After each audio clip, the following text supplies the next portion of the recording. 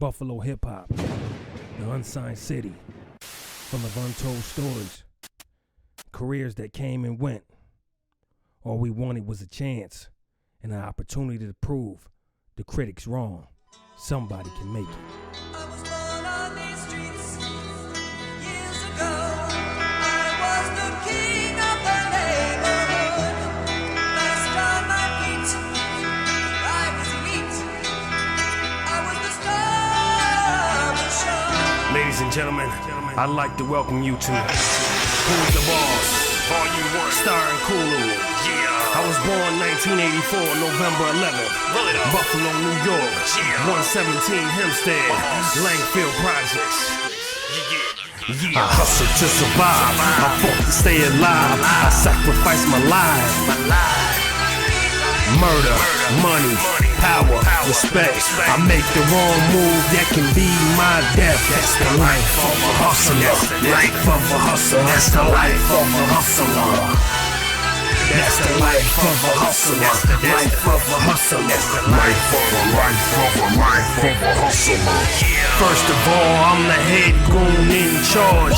10 years I've been spitting these sick bars. Back in the biz, show you what does. Kulu was the American dream. Look where I was. Listen, I held the block down. Call a SWAT now. So it's clock out, rock out. Who need the pot now? Hold up, you fuckers talking to the realest ever. What's holding them back? The politics. The politics is holding them back. In the game, it's not how good you are. Everybody asks me, they say I'm the dopest I'm the dopest artist. Tell me who this, who better than me. And it's not who's holding them back. I think the biggest obstacle of an upcoming artist is the politics of it all. Oh, hip-hop was extremely fun. It was vibrant.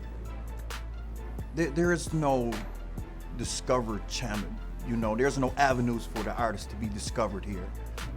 Buffalo artists can't get on the radio because Buffalo artists don't have no fans. Buffalo artists, I think they will have to take the craft more serious as artists, you know what I mean? Like, they want the DJ, whoever the DJ is at the time, they'll come to me, play my song, like, you know what I mean, demanding that I play it. Okay, first of all, your approach is all wrong, you know what I mean? But then, on top of that, it's not even mastered. Like, I travel a little bit too, and I've been to some places that have like a history of creating, I don't want to say, big artists, but artists who break into the industry. And the one thing that I'm noticing is that there's a lot of people from the old school that still live in these places that be schooling everybody on how to do it. That's the one thing I think we don't have.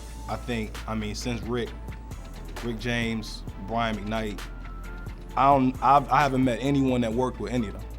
At the time, Buffalo had one of the highest homicide rates. Buffalo hip-hop is horrible. It really is really horrible. And it's not necessarily because Buffalonians or the town ain't got people who actually got bars. It's just because, like, I feel like don't nobody support nobody.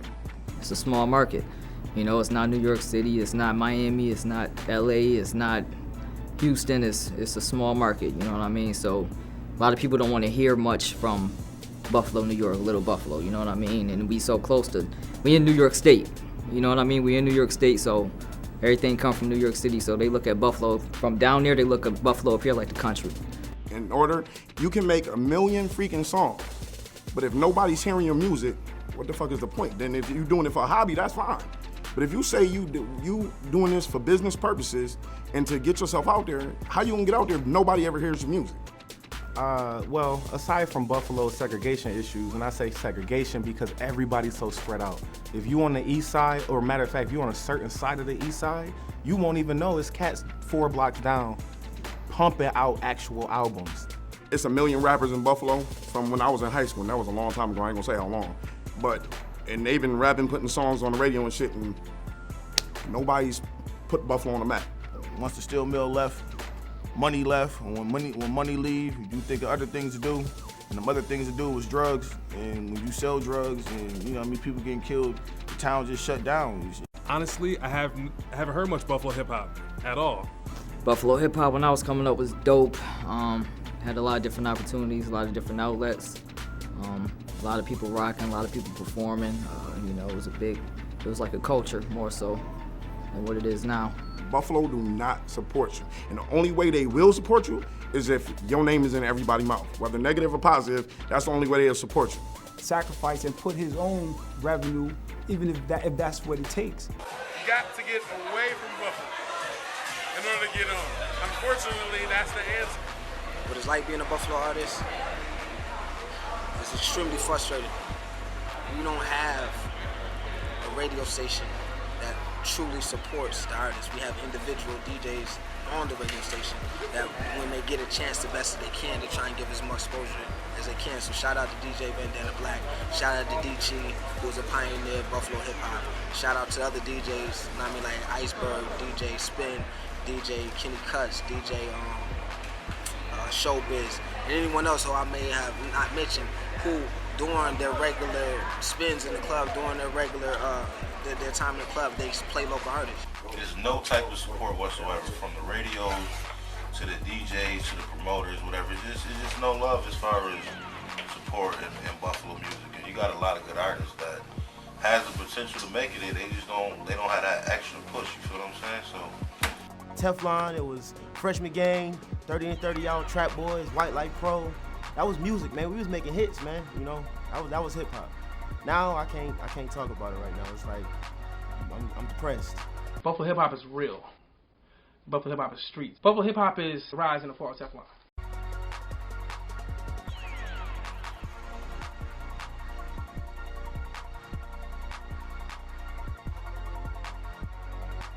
In the beginning, you know, Mom Dukes, you know, we grew up in the Langfield projects, and you know, it was a struggle. You know, it was real hard. You know, my father had moved on, and you know, he still was around. Still was a great dad. Father being from Africa, he instilled those African roots in us. You know, to be proud of where you come from. You know what I'm saying? But Mom, she was an activist, and then she became a teacher, and then she became a principal. But she was also a Jehovah's Witness. So Mom Dukes really taught, you know, spiritual side to us, education, black power, all that stuff mixed in one. So that's kind of where the Teflon mind state came from. RIZE and Kulu Tephlon, we here in the Langfield project. You know what I mean? This is where it all began. 117 Hempstead across the street. You know what I mean? A hard knock life for niggas in Buffalo over here on this side of town, you know what I'm saying? My man E. Bills was around the corner out there in the towers, you know what I'm saying? You can take a look over there, show the towers. Kensington High School, right here behind you, is where people used to get the project lunches and shit. And we used to come over here, get us a bologna sandwich, you know what I'm saying? Mama sent us across the street like, yo, go get you a lunch or you ain't eating. You ain't eating today if you don't go get you no lunch. So that's how it was here in the Langfield project, you know what I mean? It's not like particular New York projects, it's a little bit more spread out. It's like projects spread out, not people living on top of each other, but it was definitely real in the Langfield projects, and it still is. Salute. Growing up in the Langfield, we got people that, our sister, Fifi and Michael, Timmer Lang, Dre and Humpy, Kev, Donnie, Brosco, Maya, just name a few. Another my homeboy Man, Stinky, Jerome, just so many of those guys that we grew up with. Crazy Eddie Jr., who passed away. Langfield at that time was a very, crack came through in 86, 87. It really crushed the Langfield projects really bad. We suffered a lot of, crack babies in that era. Suffered a lot of, violence due to, it being drug infested. One of the biggest dope dealers in the town was killed in our neighborhood. Rest in peace, Ty Brown. Well, born in Langfield projects, lived there to our young childhood. Moved out, still stayed around the hood area. It's a hard life over there. There's hustlers, there's drug dealers, there's killers, there's everything over there. So, and it's everything anywhere on the east side of Buffalo.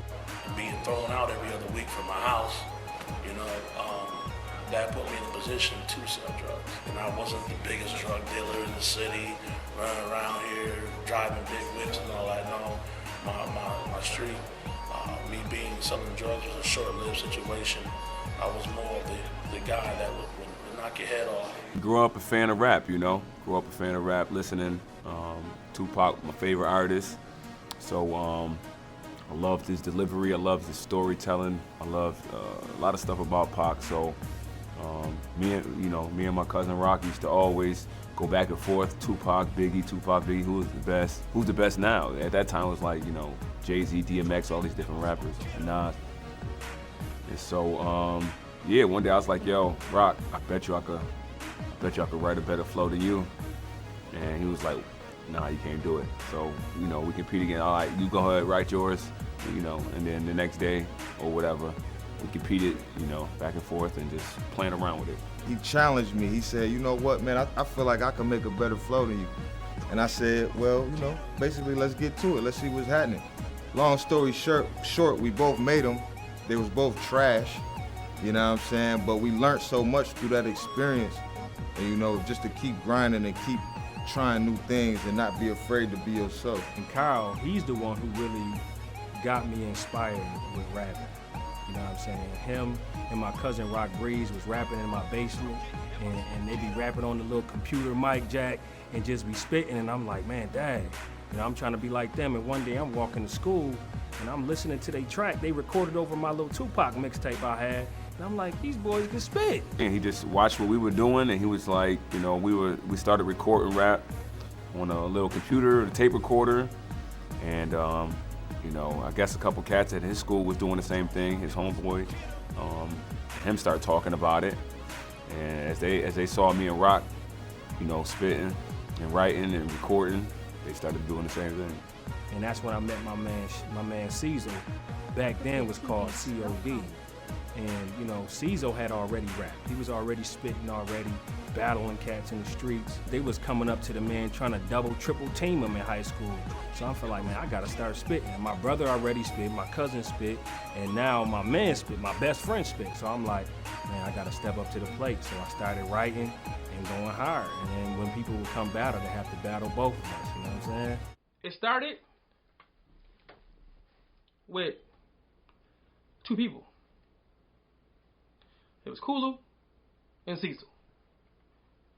That's where it started. Because without us two being as dedicated as we were about the music and as passionate about the music, nobody else would have went as hard as they did. I played football with Kulu and Shakuri, and these dudes was always rapping. You know, I had my own little thing, and I was in the back of my brain, was like, yeah, I think I'm better than these niggas. You know what I'm saying? But one thing I respected about them is that no matter what, I remember a Shakuri battle Johnny Hustle on a bus. We in high school. He battled him on a bus. And Johnny Hustle, I ain't gonna lie, he ate his ass up. But what I respected was the very next day, Shakuri was still talking shit like, I'm the best, man. And one day after football practice, there's a kid, I don't know his name. I just remember he had a cast on his arm. He's from Oxford. I don't give a hell what his name was, for real. But he walked up on my man Kulu. We at the bus stop just chilling, about to leaving from football practice. He walked up on my man Kulu and said, yo, I want to battle you. And I respected that right then. Kulu said, what's up? And he battled him right then. I said, oh yeah, I gotta see what's up with these boys. People are coming up to us, just battling us, you know what I mean, just every other day. So we gotta stay on point with that one and sharpen our skills up. I was eating these niggas up, man. We was always battling him, so he had a record about me, so I made a record about him. And that's debatable who won. You know, he one of the best battle cats in Buffalo. You know, of course he gonna say he won, but I'm gonna say I won too. You know what I'm saying? You know, at one point, man, I ain't even like that dude. I really didn't.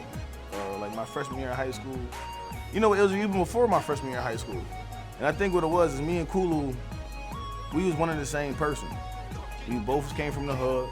We both had fucked up lives a little bit. We knew we wasn't soft, but we had something to prove. So instead of collaborating together right off rip, we kind of battled with each other for a minute. But it's funny because we squashed our beef over a basketball game. It wasn't like regular dudes out there just wanting to beef. Like, we squashed over a basketball game. And I will admit right now that I never admitted to anyone, he beat me. Okay? He beat me in the basketball game. But that was my man. Like, he the one who really got me onto my rapping.